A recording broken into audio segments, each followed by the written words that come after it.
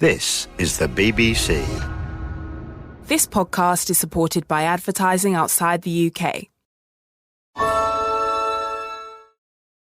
Hey, I'm Ryan Reynolds. At Mint Mobile, we like to do the opposite of what Big Wireless does. They charge you a lot, we charge you a little. So naturally, when they announced they'd be raising their prices due to inflation, we decided to deflate our prices due to not hating you. That's right. We're cutting the price of Mint Unlimited from $30 a month to just $15 a month. Give it a try at mintmobile.com/switch. New activation and upfront payment for 3-month plan required. Taxes and fees extra. Additional restrictions apply. See mintmobile.com for full terms. BBC Sounds. Music, radio, podcasts. Hi, it's Natalie here, one of the producers at the food programme. I've been working on this episode with Sheila Dillon. It's all about ultra-processed food, their association with bad health, and what some people think should be done about them. Hope you enjoy. Order! Suzanne Webb to move the motion. Another day, and it's another debate in Westminster, this one in Westminster Hall. Now, I've been wanting to have this debate actually for some time, and I'm just absolutely grateful. It's drawn in a few MPs, but there are still lots of empty seats. I've been deeply concerned about the impact that ultra-processed food is having on health outcomes and the impact on the NHS. The topic is one that's been getting more and more column inches and TV time. The conversation about ultra-processed foods, UPFs. But an investigation by BBC's Panorama suggests that ultra-processed food could be contributing to ill health, in particular chemical additives like emulsifiers and sweeteners. The UK is facing rising levels of ill health. The chronic disease escalation is primarily related to food intake. Yes, it's tasty. Yes, it's addictive. But what people don't realise is it does make you eat more without even noticing it. We've been sleepwalking into this disaster, and the government has done absolutely nothing to address it or even warn people. And I think we'll look back on this period just like we did in the 1980s with cigarettes. Professor Tim Spector from King's College London, whose research on the microbes in our guts has revolutionised our understanding of how the kind of food we eat affects every system in our bodies, including our brains. The term ultra-processed food, UPF, is being tossed around a lot these days, more than 10 years after it was defined by a group of Brazilian university researchers.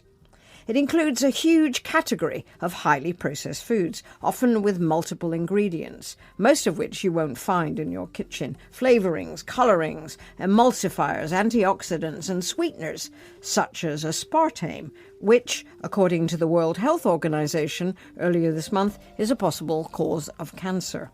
UPFs are also often high in sugar, fats and salt. They're very Moorish foods. Biscuits, sweets, crisps, almost all breakfast cereals and supermarket breads, even the healthy wholemeal seeded kinds, factory-made pizzas, fizzy drinks, shakes, most ice creams, fruit yogurt, some ready meals.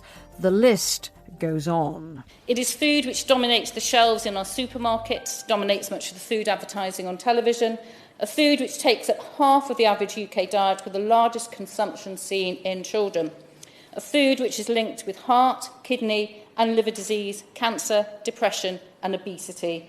And dominates. Several South American countries, as well as Israel, now warn consumers against UPF foods, while the French government advises parents not to feed ultra-processed foods to young children. Globally, it's becoming a big issue. In the UK, health advice is still just about foods high in sugar, salt and fats, though legislation to control the junk food that contains those high levels of sugar, salt and fats has been delayed. But in the government's own party, there are mavericks pushing for UPF to be much higher on the health agenda. One of them is the Conservative MP for Stourbridge, Suzanne Webb. Whipped up into something more appetising with the help of emulsifiers. Happy to give way. I'm grateful to my honourable friend for giving way, and I congratulate her on securing this debate. Does she agree with me there's a case for looking again at our food labelling laws? Suzanne Webb was born in Sutton Coldfield, and before becoming an MP in 2019, she worked for nearly 30 years in global logistics. So why did she organise the Westminster Hall debate on ultra-processed food, and why now? It's the impact on health outcomes. And if I start back in 2012, my dad had a massive stroke. I ended up in hospital with him, and I was in a ward full of stroke victims, basically. And I expected to see lots of old people in there. I was shocked to see there were people of my age in there. And then these people who'd had basically a cardiovascular incident, their guests were bringing in food I recognised would be feeding any heart attack or a stroke. And that deeply concerned me. And then it's been on a journey with my father now since 2012, right up until recently. He was in hospital again for 8 days. He's a walking miracle. But you're not walking into a stroke ward. It's a floor of stroke wards. So the cardiovascular problem is significant. And the link is very much towards ultra-processed food. It's feeding an obesity crisis. It's feeding liver problems, kidney problems, heart attacks and so forth. And I strongly believe that something has to be done. But it's not only her father's health and the stroke ward that's motivating Suzanne Webb. Another part of all this is my own personal health. My cholesterol was ridiculously high back in 2018. It's taken till now to actually reduce down.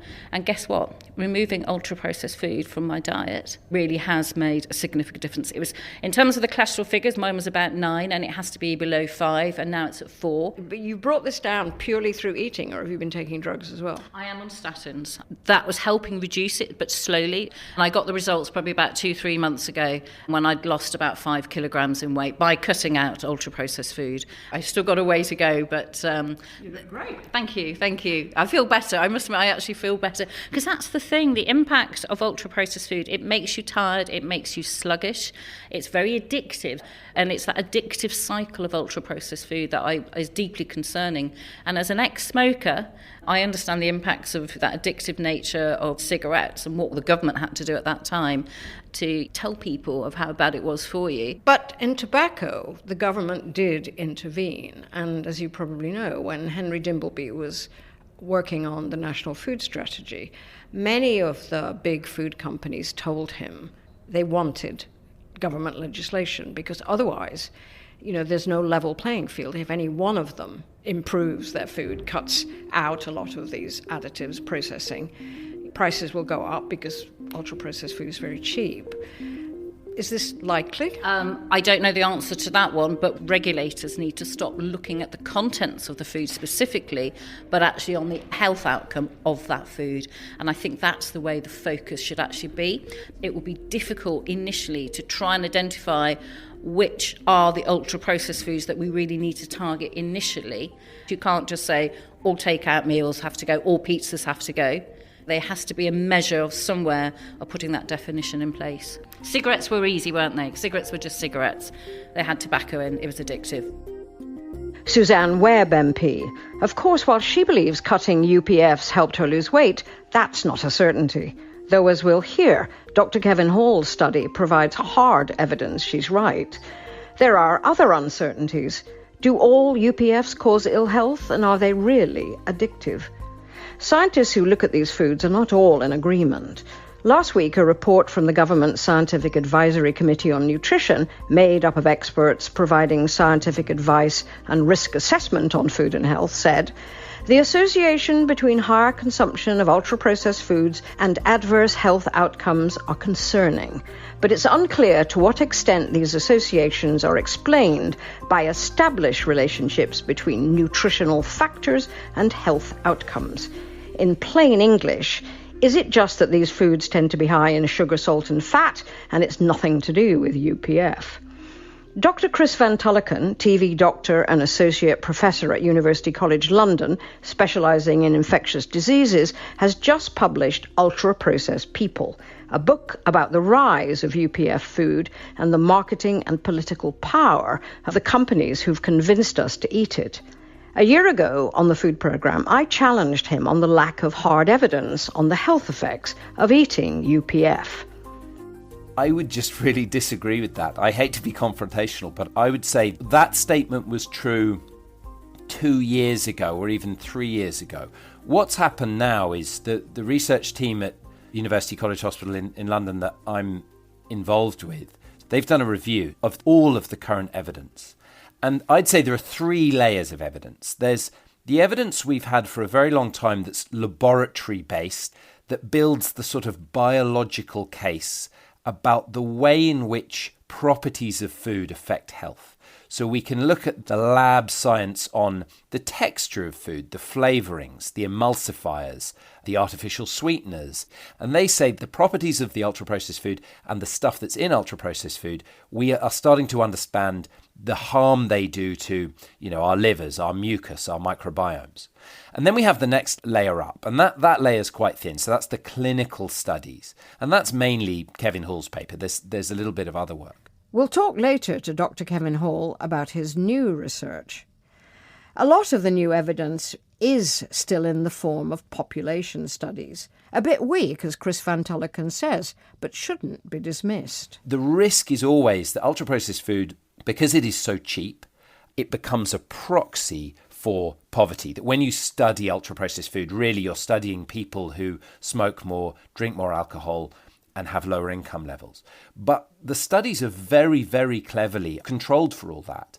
And so the big studies show that when you control for salt intake, fibre intake, sugar intake, fat intake, educational level, income, where you control for every variable you can think of so that you are as sure as you can be that you're only looking at ultra-processed food, all those negative health effects still remain. So we're still sure that it is very strongly linked to early death and pandemic obesity especially. The question then is why the government Scientific Advisory Group on Nutrition didn't come to the same conclusion. Well, several members of that committee have links to the global food companies who make these foods. We asked the Department of Health if we could talk to the committee, but they told us that, sadly, no one was available for interview. But what does the research suggest about how addictive ultra-processed food is? In his book, Dr. Chris Van Tulleken describes going on a 4-week diet made up of 80% ultra-processed foods. It was for a TV program where university researchers scanned, measured, and assessed him in many different ways. The final thing we did was an MRI scan.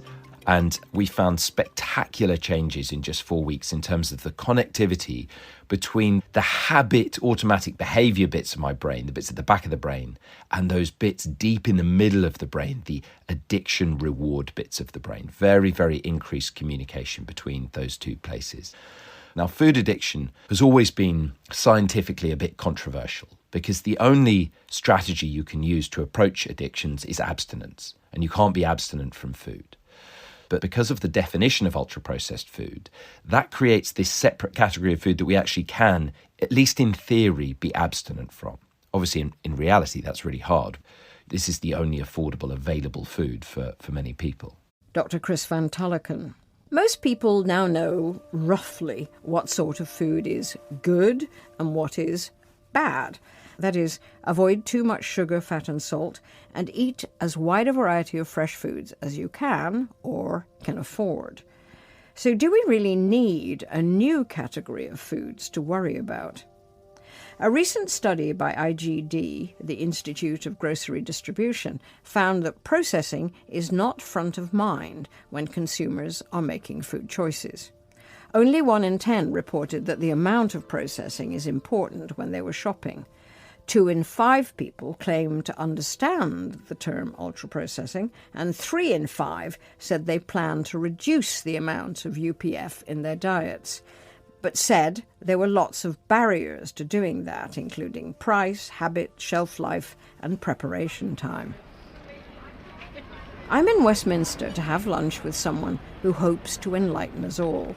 But first, I thought I'd interrupt a few people eating in the sunshine to see if they know what ultra-processed food is. I would presume it's fast food, very bad for you, but that's about it. No, but I would assume it's food that has been refined past its original state multiple times. Food in the store that's in packaging, that has lots of additives to it, sodium and all the junk you shouldn't eat.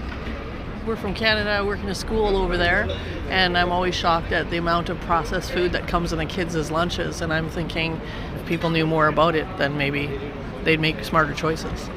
So, how easy is it to make those smarter choices? Well, budget is a big factor, but sometimes you might not even get a choice. I've come to an upmarket coffee chain to meet Gavin Wren. He's a food policy consultant, but perhaps better known now for the videos he posts on social media. It's 25% sugar, which means there's 7.4 grams in every serving. And when it comes to a serving, we need to have a word about that. Gavin Wren on his TikTok page. His most recent series of videos have been on ultra-processed food. For a month, he gave up eating them, or at least he tried to. I am pretty roundly failing the ultra-processed challenge. Day 16 of not much ultra-processed food. Gavin called his experiment a social one to find out for himself first whether it's possible, while living a normal work and social life, to eat a diet without any UPF at all. So the diet of zero ultra-processed was kind of quite easy to manage all the time I was at home, but then when I kind of left home and went out to meet friends, things got a bit more difficult. What was there? I mean, how did you do that? So the first time I got spiked with ultra-processed foods was I went out for some lunch and they put chili sauce on my food, and it was only when we were leaving that I realised that the chili sauce they used is an ultra-processed brand. And so I'd eaten it without realising it. But then lots of other situations came up, like I was walking along by the Thames on a sunny day and my girlfriend was like, hey, let's get an ice cream. And I was like, I'm not sure if I can actually. So it was 100% when you were at home, but when you were out and about, you had to be realistic. Yes. One of the main reasons that I felt it became really unhealthy to avoid ultra-processed foods was because I started getting social anxiety around if I was meeting friends at a restaurant, how can I tell whether the food they're going to serve contains anything ultra-processed or not? Also, when I went to the supermarket, I became obsessive over ingredients lists. So all these kind of anxieties and stresses around buying food and sharing food made me feel it was kind of quite unhealthy to avoid them completely. Well, we've actually brought you to this chain, a sort of rather high-class chain, actually. It's lunchtime and they do some food. Natalie, you bought this stuff, so... Yeah, so I chose the steak and cheese panini. Which is sourdough panini, cooked shaved beef steak with a stabiliser, a triphosphate stabiliser, Dijon mustard, which has got water, mustard, seeds, spirit vinegar. There's a lot of ingredients in here. This is part of the confusion. There's a lot of ingredients on there. So if you're like, oh, lots of ingredients means ultra-processed, then you would look at it and think that's ultra-processed.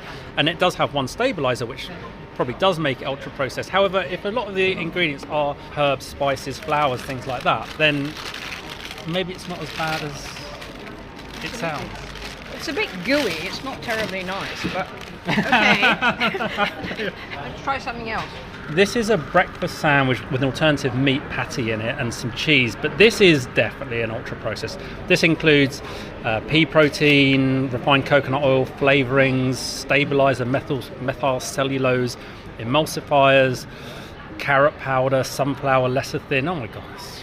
I mean, that is a huge amount of stuff in there. Tricalcium citrate. You know, many of these ingredients on their own, there may not be evidence that they're unhealthy. However, that is quite an epic thing to read. Okay, Gavin, you can taste it. That is quite tasty, actually. It's got more flavour than the steak and cheese panini. But, you know, there is this, like, homogeneous texture where everything is sort of firm soft or soft soft. You don't get anything that's genuinely hard or tough or crunchy or chewy. It's all easy to digest. This has got a very similar texture to the panini.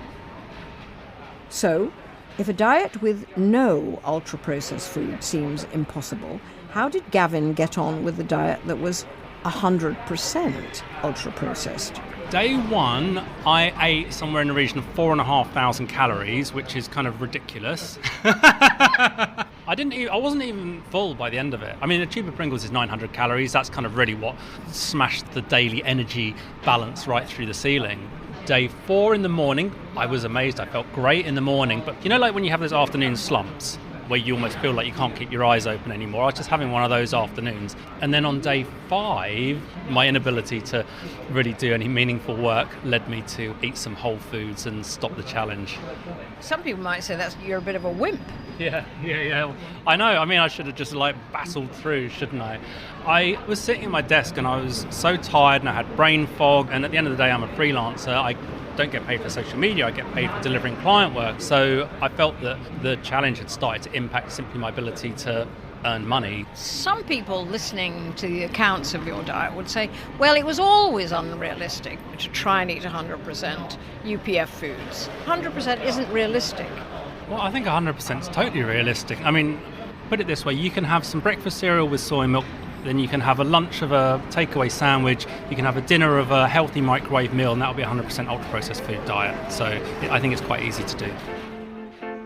What Gavin found is that cutting out ultra-processed food completely is nigh on impossible living in a city. But also living on a totally UPF diet made it impossible for him to work. But what precisely it is in ultra-processed food that was causing his misery is still hard to say. Earlier, Dr. Chris Van Tulleken mentioned a key research project by one of the US's leading nutrition researchers, Dr. Kevin Hall, who's working at the government's National Institute of Health. Dr. Hall initially wanted to test whether UPF foods are harmful because he thought the classification was a fuss about nothing. Right. I was skeptical because I've spent my entire career focused on nutrients in the foods and how they interact within the body. And along came this group that basically said nutrients aren't the most important thing. It's the purpose and extent of processing of foods that's the most important thing. To prove them wrong, he designed a trial where for 2 weeks the participants ate a diet of 80% ultra-processed food, and for another 2 weeks they ate no ultra-processed foods. The diets were matched nutritionally, but participants could eat as much or as little as they wanted. And so I thought that if we basically had the diets matched for these nutrients of concern, we would see no significant difference between people when they were randomized to either consuming the ultra-processed diet or the alternative, minimally processed diet. And unfortunately, I was wrong. We saw major differences. We saw about, on average, 500 calories per day more food consumed on the ultra-processed diet. And when the same people were on the minimally processed diet, they ate 500 calories per day less, and they lost weight and lost body fat, whereas they were gaining weight and gaining body fat on the ultra-processed diet. So that's what changed my mind, that there's something here. Well, there could be a range of things that lead all of us to eating more ultra-processed food, the flavors, the textures. But do you think there could be something happening to our hormones as well?